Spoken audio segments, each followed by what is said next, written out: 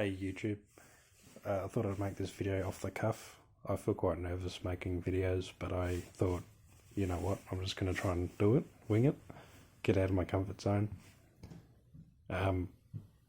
So lately I've been trying to figure out a healthy daily routine to feel good in it.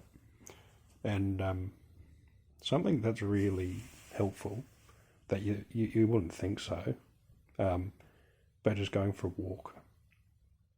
And near where I live, there's a waterfront, and so there's sunshine and there's the ocean breeze, fresh air, and all that.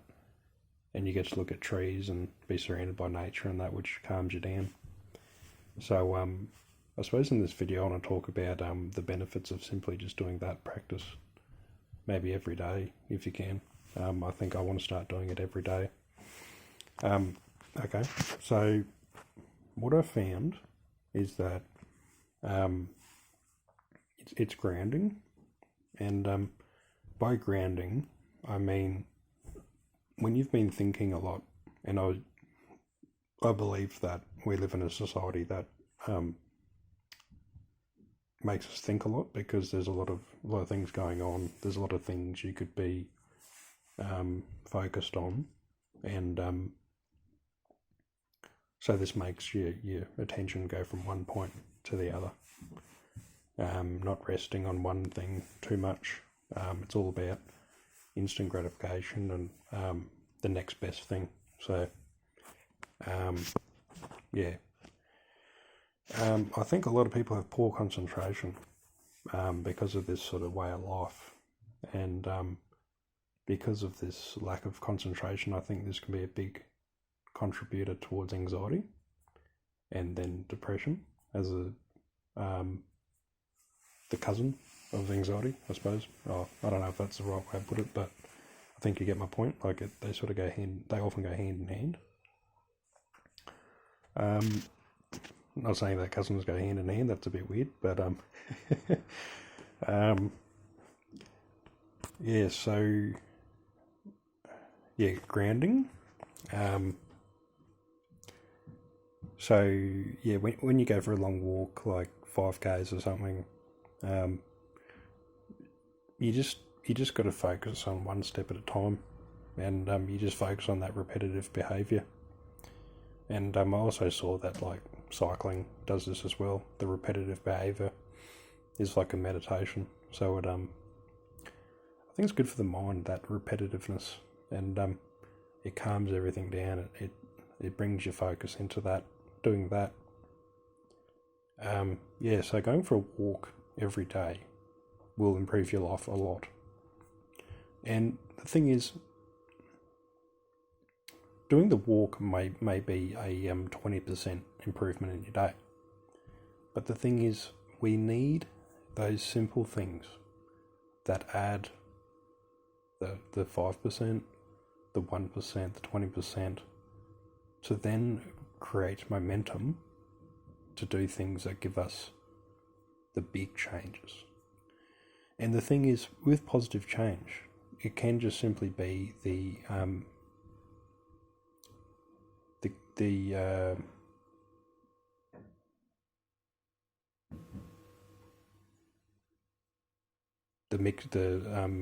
like a lot of, I was looking for more of a comprehensive word, but a lot of smaller things combined that make the 100% difference in your life. So yeah, like you get up early in the morning, you go for a walk, that makes you more grounded, more clear-headed, more focused, and then when you go to work, because you've practiced those qualities in your walking, you then take that to work where you're more focused, more calm, more clear-headed, etc. And then that translates to your home life where you're more clean, and you study and you're more focused. And like when I was in grade 12, I decided I'm going to be the top student in business, and I'm going to be really focused on that. And so I went to the gym about 3 times a week, because I knew that was good for me, and also the study. I was still very shy, but I was very focused at school. The one helped the other, and that's sort of like a 50-50 kind of lifestyle. Two positive focuses. But I've noticed getting older and realizing that things are more complex, and I wonder, what do I want in life? It can be, your toolkit can be a lot of things.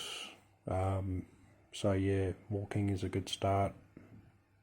And if you're someone who struggles a lot with your mental health, just become a good walker. Walk 5 kilometers every day religiously, and do it mindfully. Don't fall march like a soldier and be perfect about it. Just walk, breathe, feel your body, all that. And the thing is, when I was in a negative state of mind, I'd think, but if I do that, I'll just go back way too easily back to square one of negativity. But you have your thinking in one place like that, and then you have the reality of positive actions in another. I'm trying to think of these different adjective describing words. Your thinking is different to the reality of when you actually do positive things. Like, don't believe those negative thoughts in your head about, if I do that, I'm not going to feel much better. Like, you will. And even talk yourself into that you're going to feel better from it. Like, each step, every 10th step or something, every now and then, just when you step, just think positive, as you're walking. So you're telling your brain, this is a good thing to do. And the good thing about going for a walk is you get control over your day. Like, when you wake up in the morning, you can choose to lounge around, daydream, and not be clear-headed about what you're trying to think about, what you're trying to do in your life. But what you can do, you can get up and you can do something positive, walking. And you'll think more constructively doing the walk than you would be just sitting in bed. So that's walking. What other benefits are there? I mean, it releases endorphins, makes you calmer, makes you feel better, clearer head. There's a brain scan where a person who didn't go for the walk is all sort of inactive, whereas the person who did go for a walk, the brain was communicating better. Just get oxygen and blood circulating. So other things you can do. Some people take medication. You can take a low dose, and I think medication is probably like a 10% thing in your toolkit. Makes things 10% better. And it's just a kickstart. It's not a magic pill. So if you take medication, you need to be strict with other areas of your life and be like, yep, I'm going to eat better. So I'll just leave that at that with medication. It is 10%. It's a kickstarter. You can smooth the edges a bit with depression and anxiety. It's not the true solution, but there's not one thing out there that's universal, I don't think. I suppose pretty much anyone would benefit from walking, but it's not like walking alone is the answer. It's being mentally well is a few things together in your toolkit that make you well. So another thing is diet. And I think something that's important is have a salad every day, so you're getting those greens. I notice when I go down to Charlie's Raw Squeeze, which is a vegan juice bar, when I have a fruit and veggie drink, I feel that vitality and aliveness and energy and positivity and just that radiating in health kind of feeling. Whereas with like things like meats and that, I can feel more tense and not as alive and that, not as vital. I think vital is the word that really comes to mind with it.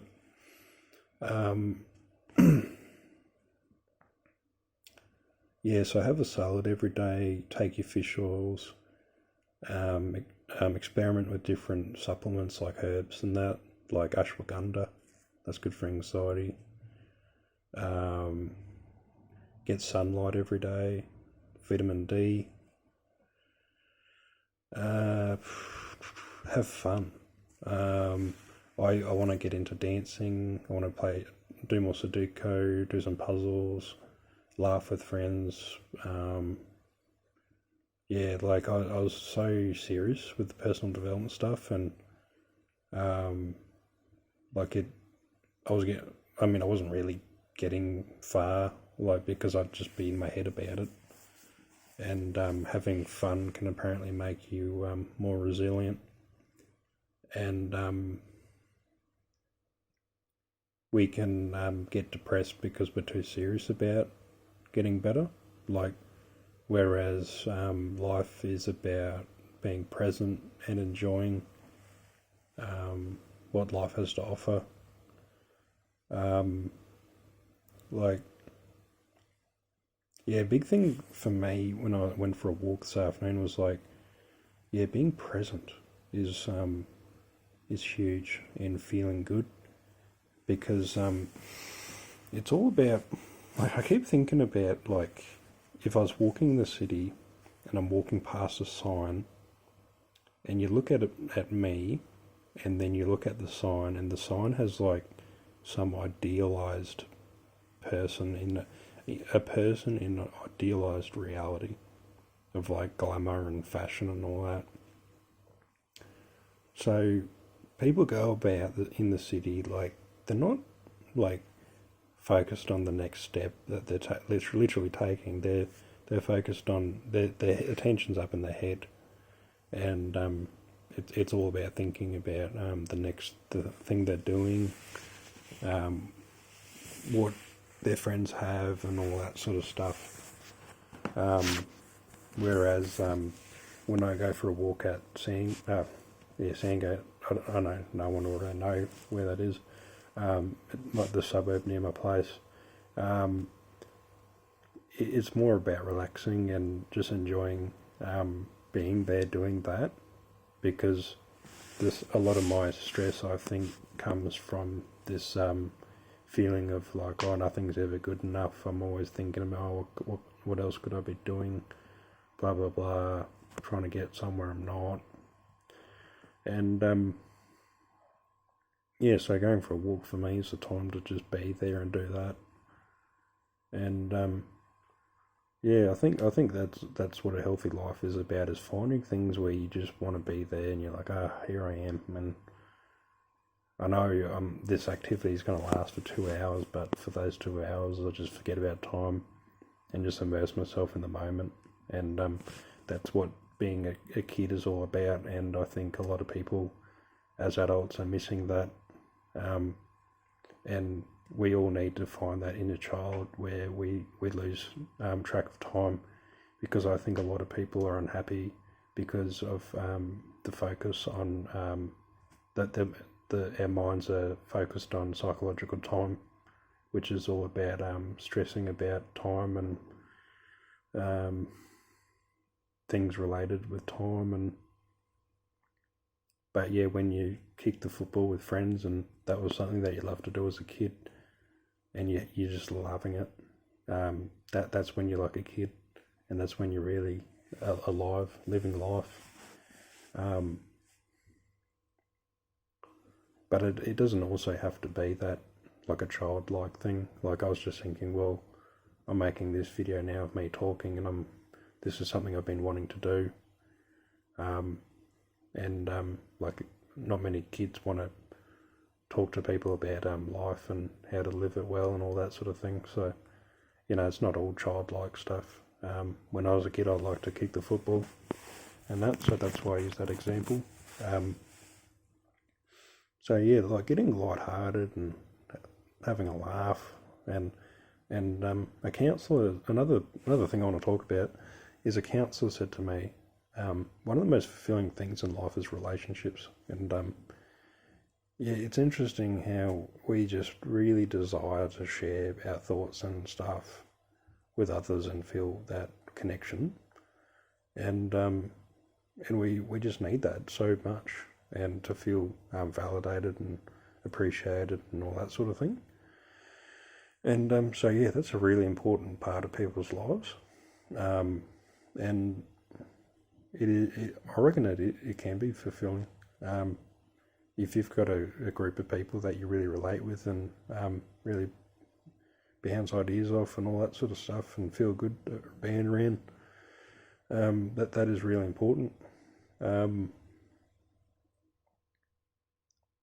Yeah. Yeah, so exercise, grounding, having fun.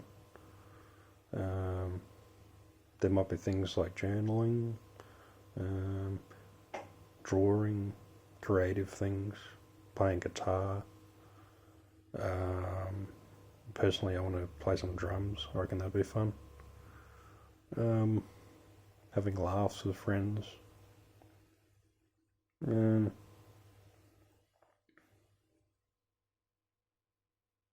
Facing fears.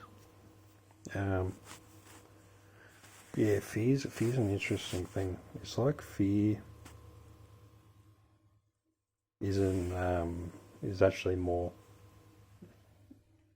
something you want to be drawn into, not run away from. Like, yeah, the uncomfortable things are actually like, wow, this is actually exciting. This is unknown. This is possibility. This is growth. This is embracing something that is you're going to know more about yourself, and isn't that exciting? Knowing more, knowing that there's more about you than you didn't know, but you were in your comfort zone. And I mean, I've noticed with social things, the anxiety can still be there a lot, but maybe that's a process of excitement, because apparently anxiety and excitement can be quite similar. One disguised for the other, perhaps. I don't know. Yeah, so there's a book called Face the Fear and Feel the Fear and Do It Anyway. Sorry, but yeah, Feel the Fear and Do It Anyway. Susan Jeffers, I think, is the name. And yeah, it's interesting. Like, you know, when you think about what is really like good fear,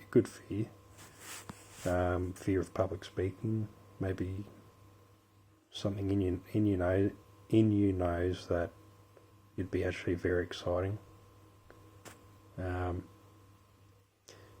Something that just popped in my head is reading good material and getting it through your thinking, creating new beliefs about nothing is ever personal, what others say or do. Like, you got to realise what they do is them.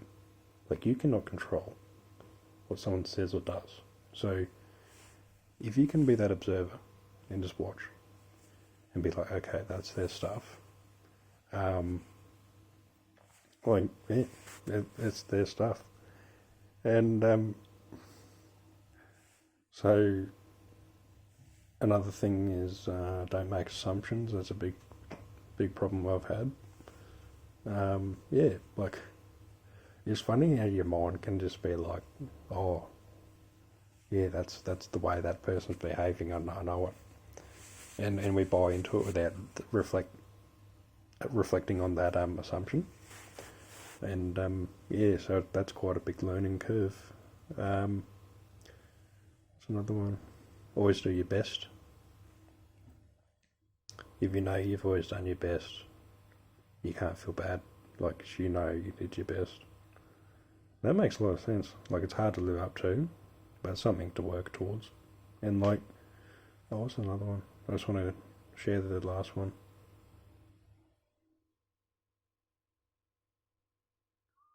Okay, I can't remember the last one, but there's 4 agreements.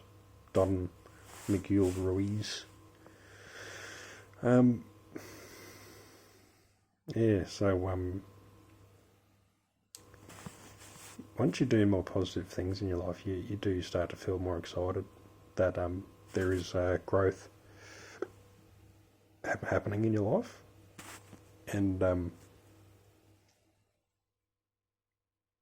there's a strong psychological link, I believe, where if you get up in the morning and you go for that walk and you know you've done that, when you then go to do the next thing that you know you need to do, something in you says, I went for that walk this morning, I can do this as well. And having that one positive thing in the day will then spur on the next thing, and just create more and more positive results. And the mindset created through the walk will also influence the results in the next thing you do with your day.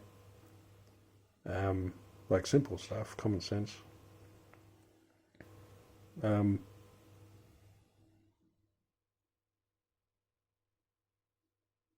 Writing down each day what you're grateful for is another positive thing you can do.